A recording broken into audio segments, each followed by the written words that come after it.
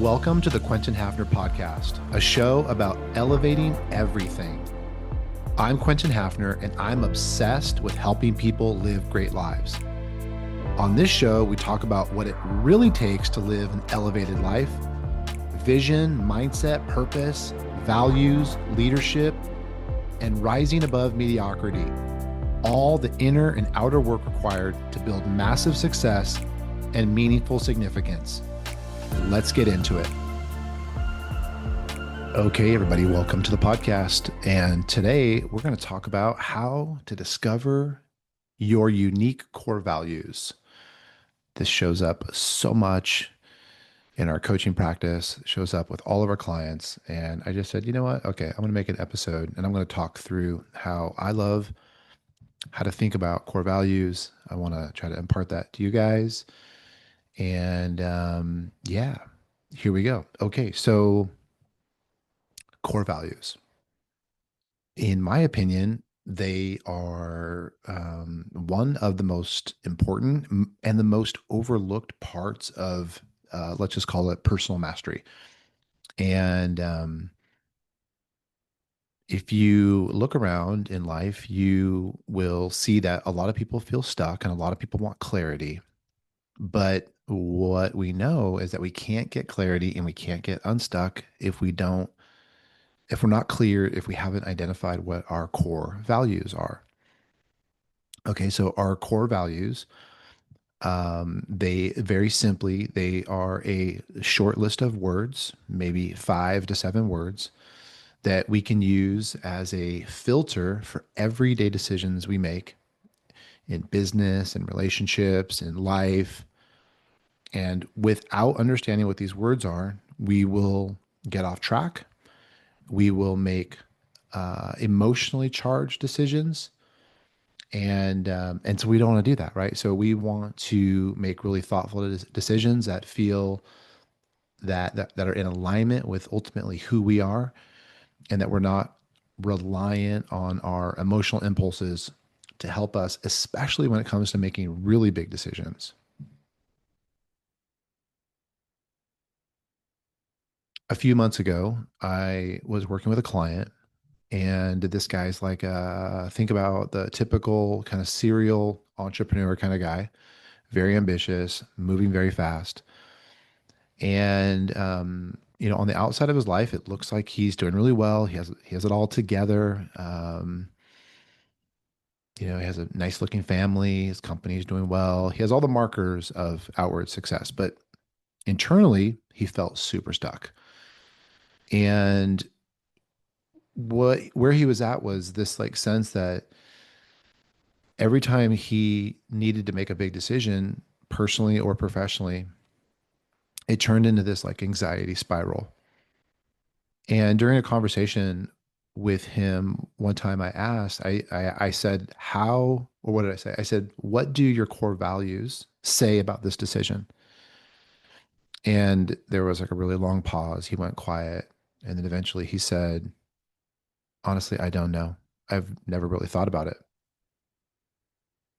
And that conversation has happened so many times in my business.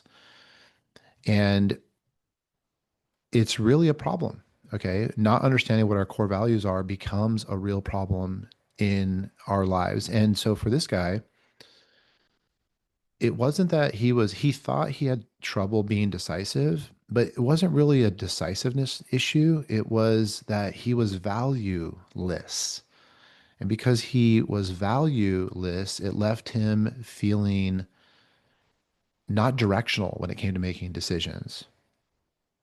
Because when we don't have clearly defined values, every opportunity or every time we come to a crossroads in our life and we have to make a decision whether we're going to go left or whether we're going to go right, it feels like a giant, monumental, impossible decision. And when we have clarity on those core values, when we can really put a stake in the ground and we really know who we are, then those decisions get so much easier.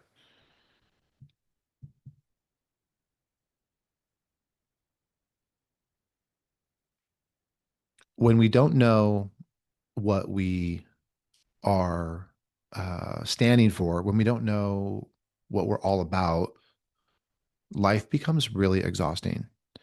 And we start to say yes to things that drain us, and we say no to things that could have really helped us. And what I've learned is that most people, they don't really have a clarity problem as much as they have a values problem or a missing values problem. So they're trying to make directional decisions without knowing what direction they really want to go. It's kind of like looking at a map. I guess this is my best metaphor. It's like looking at a map, but not really knowing where the north, south, east, and west is. And if you're listening to this and you've been at a place in your life where you've had a hard time making big decisions, you know that it's really impossible to find it's impossible to really find a sense of internal peace when we don't know which way that we're supposed to go. So core values are like a compass. They are a filtering tool to help us make big decisions. A lot of times companies use them as like cute motivational words for their website. Um, so we don't want to do that. We want to really find out why they really matter to us, and we want to really use them properly. It's like a personal constitution, and it can also signify to other people and to yourself what are your non-negotiables in life, and they ultimately are going to remind you of who you are when you're at a crossroads of making a decision and there's lots of noise swirling around and it makes it really tough. And as we kind of go through this podcast a little bit, I'm going to give you a really great framework that you can use to um, create your core values. Okay. And let me just change that language for a second too, because we don't really create our core values. Our core values are embedded in us, so we don't create them. We discover them because they're already there. They're already inside of us, but we just have to dig the dirt off that we've kind of like shoveled a bunch of dirt on top of them. So we have to clear the dirt, and we're going to find out what's there. What because they've been buried under um, busyness, fear, people pleasing. And so we're going to discover them. Okay. And so we're not really discovering anything new about you. We're really discovering who you've always been, but for different reasons, you haven't kind of owned this thing. Okay. Because this is all about getting you into alignment, especially when it comes to making big life decisions. As you can imagine, it's really difficult to make a big decision if we don't really know who we are and what we stand for. Okay. So I'm going to give you this framework that I like to use. I like to use this with my clients to help them understand a little bit more about themselves so they can get connected to their core values so they can make really important decisions. If you have something to write with and a pen, a little notebook, I would totally encourage you to, grab something, hit pause wherever you're listening to this, grab something to write with and jot down some notes. Okay. And I'll put some of this, I'll put most of this in the show notes too. So you can always go back and grab it. So the framework that I like to use, there's a lot of information out there on how to discover your core values, but what I have learned for me personally and for the clients that I work with, what works best is I'm going to ask people 10 questions. And in the answering of these 10 questions, you're going to discover your core values. Okay. And remember, what is a core value? Okay. So a core value is just a simple word that best represents who you are in a nutshell. And the truth is, as humans, we're all very complex and we could have 1,000 different words that represent us. But the power of going through a core values exercise is that we can only come up with 5 and 7 words. And that means that we have to find the most potent and powerful 5 to 7 words that really fit us. So in this exercise, it's kind of like the idea is that the simplicity in doing and the simplicity in having your core values is what makes the core values most powerful. Okay, so I'm going to ask you some questions, and all I want you to do is just to jot down any words that come to your mind. Okay, so question number one: What moments in your life can you remember that you felt fully alive? Maybe it was coaching your daughter's flag football. Maybe it was mentoring someone, or maybe it was building a business. Maybe it was on your wedding day. Okay. So, what moments made you feel fully alive? Number two, what moments made you feel angry, frustrated, or disappointed? So, the premise of this question is that our anger points to violated values or things that really matter to us. For example, if it was like a betrayal that you went through, or somebody was dishonest with you and that really lights you up, maybe you have a core value of integrity or loyalty. Question number three, who do you admire the most and why? The reason this question is really important is that the people we admire are the mirrors to us for who we really want to be. For example, if you respect someone, or if you respect, just people in general that show a lot of courage, maybe something like conviction or authenticity are at your core. Question number four, when have you been most proud of yourself? When have you been most proud of yourself? So moments when we felt a lot of pride often points to internal alignment of the things that really matter most to us. So maybe you walked away from, I don't know, maybe you walked away from like a business deal that you knew was like going to go sideways or wasn't the right thing for you. So like something like self-respect is really important to you. Question number five, what kind of people drain your energy? What kind of people drain your energy?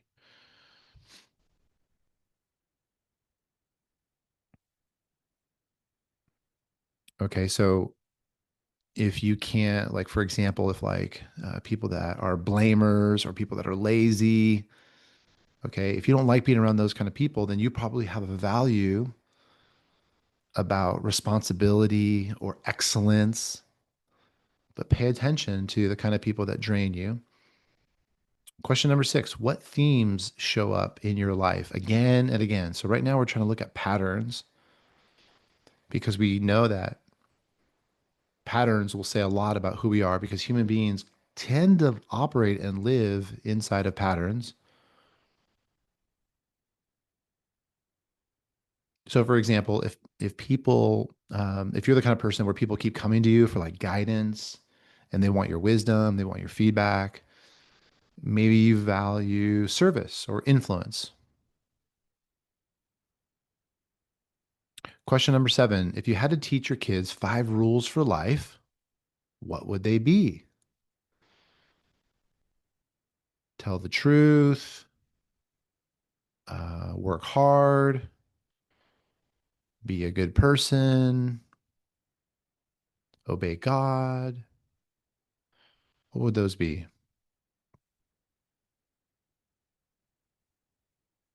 Whatever those five rules are, says a lot about your values. You could probably find your five values just in answering that question alone. Number eight, what would you stand up for, even if it cost you something? So, the premise of this question is that what any of us are willing to suffer for is what we really value. It's kind of like, would you risk being unpopular to stand up for the truth? Okay, so maybe something like integrity or truth is really important to you.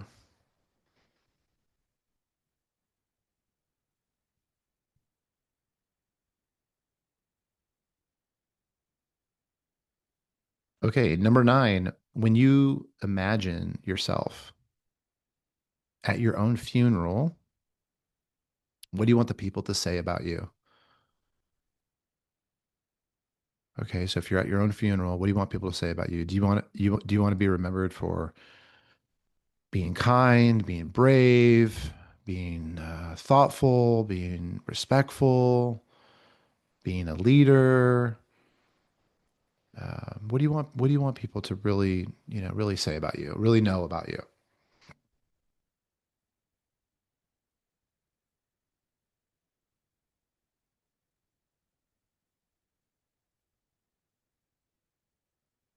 And question number 10, the way I like to say it is, if you had to live next year,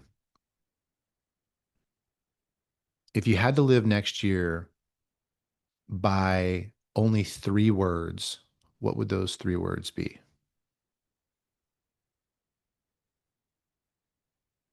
If you had to live an entire year just by 3 words, what would those words be? Would it be discipline? Would it be love? Would it be freedom? What are those 3 words? Okay, so now you've answered these 10 questions, and you could go through, you could spend more time with these questions. And this is a very slow podcast. So for those of you guys that like to listen fast, I apologize. But I wanted to say these questions slow because I wanted to give you a chance to kind of write them out. Okay. I wanted to kind of use this podcast as a like a workbook, if you will. So write them out. And next to the questions, you're going to see lots of different answers or lots of words. Okay. And I would just spend time going through the questions again and what words come to your mind, what words come to your mind. And then all I want you to do is I want you to circle the 5 words that show up the most. Okay. And then I want you to go back and I want you to look at those 5 words and I want you to pressure test them. And I want you to ask this question: would I make a hard decision in life to protect this word? If it's yes, it's a value. If it's not, then that means it's just a preference. So there's a big difference between preference and value. Okay, go through them again, spend some more time in these questions, and keep jotting down whatever words come to your mind as you go through the questions. You're going to pick the 5 most important words, and then you're going to pressure test them. I thought I would, on this podcast, I thought what I could do also is I could share my personal core values. This is the personal core values of Quentin Hafner. So number 1 is health. Number 2 is relationships. Number 3 is growth. Number 4 is authenticity. Number 5 is freedom. And number 6 is creative. If you want to know who I am in a nutshell, that's who I am. And there's little subcategories beneath all 6 of those words, but those are the 6 main words. Okay. We're coming to an end. And okay, so you have a task. You have a task this week. It's keep going through the 10 questions. Don't rush it. This is not a speed drill. Define your 5 most important words. And then what I want you to do is I want you to write them down and I want you to put them somewhere where you can look at them every single day. So my core values that I just read to you, they sit on my desk. Part of my morning routine is to look at those 6 words. And the reason I look at those 6 words is because it reminds me of who I am and what's most important to me. So when I go about my day, I use those 6 words as a filtering tool to drive all of my decisions. Okay. We're trying to get into alignment with ourselves so we can make really good decisions. Okay. Because when we know our values, like we were saying earlier, decisions get super easy to make. Our relationships get better and our confidence grows. Okay. So at the end of every podcast, I'm going to give you an elevated thought of the day. This is my elevated thought of the day, is that clarity is not something that you find. It's something that you remember. Okay. It's something that you remember. Okay. Until next time, keep elevating everything. Thanks for tuning in to the Quentin Hafner podcast. If this helped you live or lead a little higher, share it forward. And remember, true elevation starts within. See you next time.